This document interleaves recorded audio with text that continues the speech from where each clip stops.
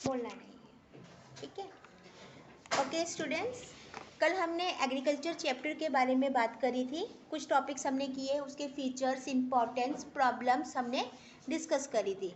फिर हमने एक टॉपिक और डिस्कस किया था, मेजर और पॉलिसी, कौन कौन से तरीके अपनाए जा सकते हैं जिससे एग्रीकल्चर का सुधार हो सकता है, ज़्यादा प्रोडक्टिविटी हो सकती है। तो हमने उसमें पढ़ा, हम इरिगेशन के साधनों को जुटा सकते हैं, हम अच्छी क्वालिटी के सीड्स का इस्तेमाल कर सकते हैं, ठीक है ना। हम पेस्टिसाइड्स का यूज़ करके, फर्टिलाइजर्स का यूज़ करके, बेटर मैकेनिज्म, ट्रैक्टर, अच्छे इक्विपमेंट्स का हम यूज़ करके हम अपनी प्रोडक्टिविटी को बढ़ा सकते हैं, किसान अपनी फसल के उत्पादन को बढ़ा सकता है, ठीक है। इसके अलावा सरकार ने भी बहुत सारे हेल्प करी ताकि किसान अपनी फसल को प्रॉपर दाम पे एक सफिशेंट मनी अर्न कर सके। उसके लिए सरकार ने प्राइस सपोर्ट पॉलिसी को इंट्रोड्यूस करा। क्या होती है प्राइस सपोर्ट पॉलिसी? फार्मर्स को इंश्योर किया, उनको ये कंफर्म कराया कि आपको अपनी फसल का एक मिनिमम दाम जरूर मिल जाएगा। अगर आप अपनी सारी फसल को नहीं बेच पाए तो जितनी भी आपके पास फसल बच जाएगी उसको सरकार के द्वारा खरीद लिया जाएगा और सरकार उसको फिर आगे गरीब लोगों को, बिलो द पॉवर्टी लाइन जो पर्सन है, उनको बहुत कम दामों पे सेल करेंगे, ठीक है। That is a minimum support price, ठीक है। इसके अलावा क्रेडिट फैसिलिटीज़, बैंक ने गवर्नमेंट ने बहुत सारे बैंक्स खोले, प्राइवेट सेक्टर पे और गवर्नमेंट सेक्टर पे बहुत सारे बैंक खोले गए ताकि किसानों को प्रॉपर उधार मिल सके, पैसा मिल सके, ताकि वो अपने खेत में अच्छे ट्रैक्टर्स को, मैकेनिज़म्स को यूज़ कर सके, अच्छी क्वालिटी का सीड्स यूज़ कर सके और ताकि उनकी जो प्रोडक्टिविटी है वो इंक्रीज़ हो सके, ठीक है। ये हमने कल बात करी थी। आज मैं आपको नेक्स्ट टॉपिक करवा रही हूँ, that is the agriculture finance. Finance का मतलब होता है मनी, पैसा, ठीक है। एग्रीकल्चर, किसानों को फाइनेंस कहाँ से मिल सकता है? जैसे कि हमने पढ़ा कि पहले जब बैंकिंग सेक्टर बहुत ज़्यादा डेवलप नहीं था, बहुत ज़्यादा पॉपुलर नहीं था, तो उस समय जो हमारे फार्मर्स होते थे वो मनी लेंडर से, ज़मींदारों से उधार पे पैसा ले लेते थे, ठीक है। तो इस प्रॉब्लम, और जो मनी लेंडर्स थे वो बहुत ज़्यादा रेट ऑफ इंटरेस्ट किसानों से चार्ज करते थे, जिससे किसानों के ऊपर बहुत ज़्यादा पैसे का बर्डन पड़ जाता था। तो ये प्रॉब्लम को देखते हुए गवर्नमेंट ने फाइनेंशियल इंस्टीट्यूशंस को डेवलप किया, बैंकिंग सेक्टर को डेवलप किया, बहुत सारे बैंक एस्टैब्लिश करे। नॉर्मली एक किसान को एग्रीकल्चर पर्पस के लिए 3 पर्पसेस के लिए लोन चाहिए होता है: short term credit, medium term credit and long term credit. Short term credit की बात करें, वो ऐसा उधार जिसकी पेमेंट एक फार्मर 1 साल के अंदर अंदर कर देता है। नॉर्मली अगर उसको क्या खरीदना है, सीड्स खरीदने हैं, मैन्युअर खरीदना है, खाद खरीदनी है, या किसी को वेजेस पे करनी है, अपने साथ किसी को उसने हेल्प के लिए लगा रखा है तो उसको सैलरी पे करनी है, या लैंड रिवेन्यू कर पे करना है, ठीक है ना, लगान पे करना है, तो उसके लिए वो बैंक से 1 साल के लिए लोन उठा लेता है और 12 महीने के अंदर अंदर लोन की पेमेंट कर देता है। देन उसके बाद है medium term credit. Medium term credit जो होता है वो 12 से 5 साल के लिए, 12 महीने से लेके 5 साल के लिए होता है। नॉर्मली इस तरह का उधार किसान किस लिए लेता है? ताकि वो एग्रीकल्चर इम्प्लीमेंट्स को खरीद सके, है ना। एग्रीकल्चर इम्प्लीमेंट, थ्रेशर्स हो गए, इन सब चीज़ों को खरीद सके ताकि वो वेल को खोद सके, कुएं को खोद सके, कुएं के पानी से वो अपने खेतों में सिंचाई करेगा ताकि ज़मीन को प्रॉपर बैलेंस कर सके। तो अगर इन पर्पसेस के लिए उसको लोन लेना है तो वो नॉर्मली मीडियम टर्म लोन लेता है, और मीडियम टर्म लोन वो लोन होता है जिसकी पेमेंट 5 साल के अंदर अंदर किसान के द्वारा कर दी जाती है। Third one is the long term loan, लंबे समय के लिए ऐसा लोन लेना जिसकी पेमेंट किसान 5 से 20 साल के बीच में करेगा। तो नॉर्मली इस तरह का जो पैसा उधार लेता है किसान, वो ट्रैक्टर खरीदने के लिए, ज़मीन खरीदने के लिए या किसी बहुत पुरानी लायबिलिटी को पे करने के लिए लेता है। ठीक है, तो इसकी पेमेंट वो 5 से 20 साल के बीच में कर सकता है। तो ये तो पर्पसेस हो गए कि किसान को क्यों लोन चाहिए। सीड्स खरीदने के लिए, मैन्योर खरीदने के लिए, ज़मीन खरीदने के लिए, ट्रैक्टर खरीदने के लिए, ठीक है, कुआं खोदने के लिए, वेल को डिग करने के लिए, इम्प्लीमेंट खरीदने के लिए, इन सब पर्पसेस के लिए किसान को पैसा चाहिए होता है और वो पैसा वो बैंक से ले सकता है। देन अब बात आती है सोर्सेस। सोर्सेस का मतलब होता है साधन। ठीक है, sources of the agriculture credit. एक किसान कहाँ से लोन ले सकता है, एक फार्मर को लोन कहाँ से मिल सकता है। ठीक है, तो हम बात करेंगे मनी लेंडर से, जिनके पास बहुत सारा पैसा है, वो आगे ब्याज पे पैसा दे देते हैं। कोऑपरेटिव क्रेडिट सोसाइटी से, कोऑपरेटिव सोसाइटी से वो पैसा उधार ले सकता है।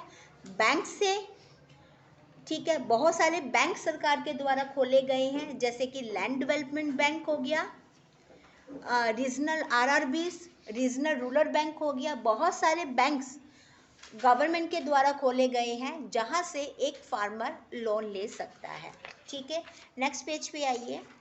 अब हम बात करेंगे कौन कौन से सोर्सेज हैं, कौन कौन से फाइनेंशियल इंस्टीट्यूशंस हैं। सबसे पहले हम बात करेंगे कोऑपरेटिव सोसाइटी। कोऑपरेटिव सोसाइटी क्या होती है? जब कुछ फार्मर्स, किसान मिल के एक सोसाइटी बना लेते हैं, और इस सोसाइटी का पर्पस क्या होता है कि सिर्फ अपने मेंबर्स को ही बेनिफिट प्रोवाइड करना। ठीक है, मेंबर्स को ही बेनिफिट प्रोवाइड करना। तो कोऑपरेटिव सोसाइटी बहुत अच्छा तरीका है। इसमें क्या होता है कि बहुत सारे मेंबर सोसाइटी को ज्वाइन कर लेते हैं। अगर उनमें से किसी भी मेंबर को, और ये सारे के सारे जो मेंबर होते हैं वो किसान ही होते हैं, अगर उनमें से किसी भी मेंबर को पैसा चाहिए तो सभी मेंबर मिलकर उसको उधार पे पैसा दे देते हैं। ठीक है, कोऑपरेटिव सोसाइटी बहुत अच्छा सोर्स है एग्रीकल्चर क्रेडिट का। एग्रीकल्चर पर्पसेस के लिए हम कोऑपरेटिव सोसाइटी से लोन ले सकते हैं, उधार ले सकते हैं।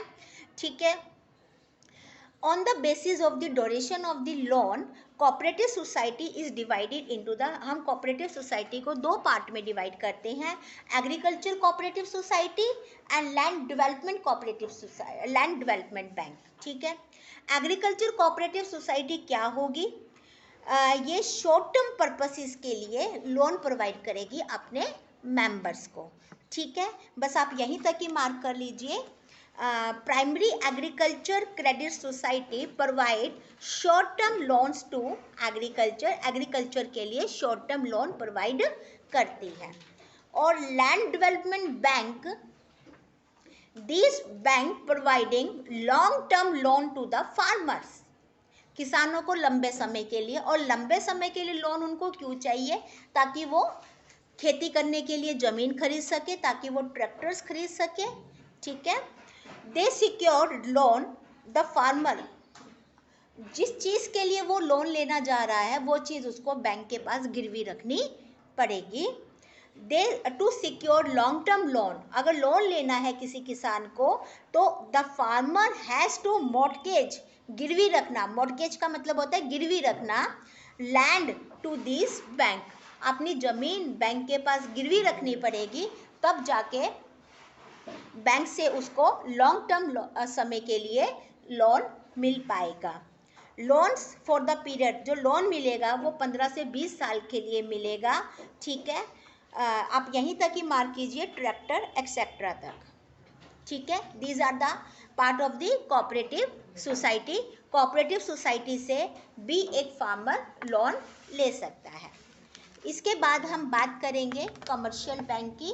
कमर्शियल बैंक आप देखेंगे नॉर्मली जितने भी बैंक्स होते हैं वो कमर्शियल बैंक ही होते हैं, जैसे ICICI बैंक हो गया, HDFC बैंक हो गया, ये आपके सारे कमर्शियल बैंक ही हैं। एक्सिस बैंक हो गया। ठीक है, कमर्शियल बैंक वो बैंक होते हैं जिनका उद्देश्य मुनाफा कमाना होता है, ठीक है, जिनका उद्देश्य मुनाफा कमाना होता है।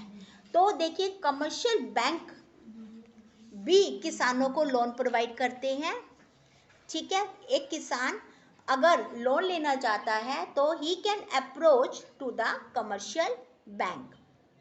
After nationalisation of 14 bank and 6 bank in 1980, the share of the commercial bank in total agriculture increased to 13%. After nationalization, commercial bank has opened branches in rural area in the large number. large number तक mark कर लीजिए। क्या मतलब है इसका? Nationalisation का क्या मतलब होता है? Totally under the control of the government.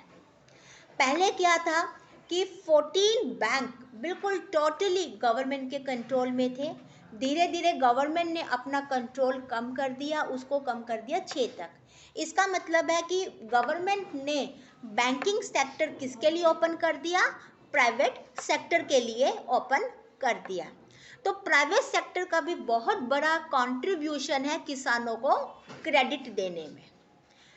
जब उनको बहुत ज़्यादा सरकारी बैंक नहीं है, सरकारी बैंक तो देते हैं फार्मर्स को लोन, बट क्योंकि कमर्शियल बैंक भी बहुत सारे खुल गए हैं तो कमर्शियल बैंक का भी लगभग 13% बढ़ गया है कंट्रीब्यूशन, जो कि वो एग्रीकल्चर पर्पसेस के लिए फार्मर्स को लोन प्रोवाइड करते हैं, ठीक है।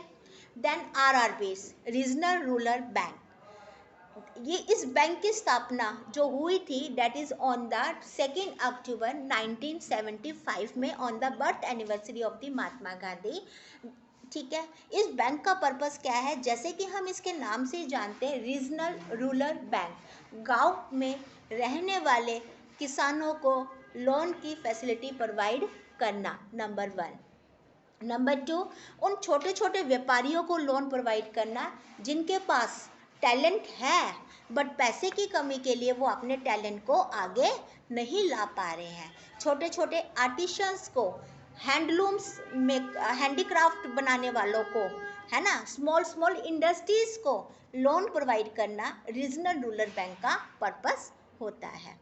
और ये बहुत कम ब्याज पे किसानों को लोन प्रोवाइड करते हैं। इन बैंक का पर्पस क्या होता है? एग्रीकल्चर सेक्टर को डेवलप करना, छोटे उद्योगों को डेवलप करना, गांव में छोटी छोटी इंडस्ट्रीज एस्टैब्लिश होना, ताकि हमारी देश की टोटल डेवलपमेंट हो सके, ना केवल शहरों की डेवलपमेंट हो, गांव की भी डेवलपमेंट हो सके। ऑन द ओकेजन, देखिए, the special function of this bank is to provide loan and other facility mainly to the small, छोटे छोटे फार्मर जिनके पास छोटी छोटी ज़मीनें हैं, एग्रीकल्चर लेबर्स, आर्टिशंस, छोटे छोटे व्यापारियों, इंटरप्रेन्योर का मतलब होता है बिजनेसमैन, व्यापारी, ताकि उनको लोन मिल सके और गांव में भी हमारी इंडस्ट्रीज, हमारे जो किसान हैं वो डेवलप कर सके। तो आप कहाँ तक मार्क करोगे? लास्ट की 2 लाइनें छोड़ दीजिए, बाकी पूरा पैराग्राफ आप लर्न करेंगे, ठीक है। इसके बाद है state bank and agriculture credit. State bank of India भी किसानों को लोन प्रोवाइड करता है, ठीक है। देन उसके बाद है 5th पॉइंट है आपका national rural bank for agriculture and rural development. This is the NABARD. NABARD इसकी शॉर्ट फॉर्म क्या होगी? नबार्ड। RBI जो कि हमारा सेंट्रल बैंक है, उसी की ही ये एक ब्रांच है। इस ब्रांच का उद्देश्य क्या है?